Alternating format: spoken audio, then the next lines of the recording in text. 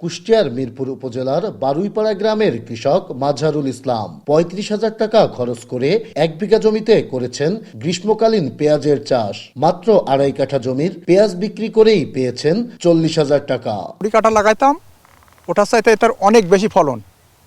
এই পেঁয়াজের নাম আছে গ্রীষ্মকালীন পেঁয়াজ। এটি লাভবান, এটা বিঘি ভূত আপনার ১০০ মনের উপরে যায়।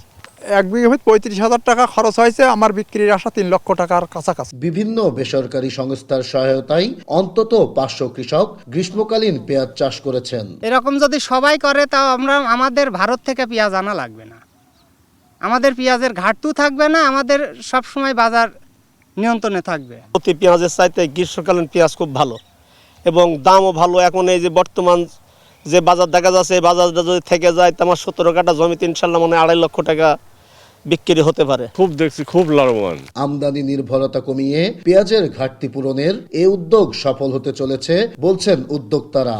প্রায় আমরা ৫০০ কৃষক নিয়ে দিশা এবং পিকেএসএফ এর সহায়তায় আমরা এই প্রকল্পটি বাস্তবায়ন করতেছি।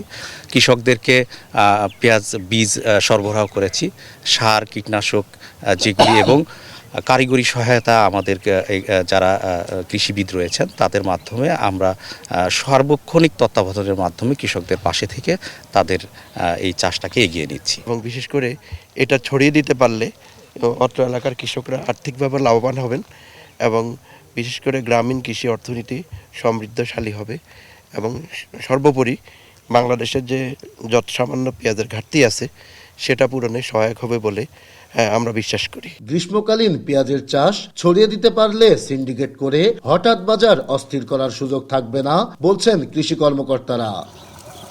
নাইদা সান্তিতাস, দেশ টিভি, কুষ্টিয়া।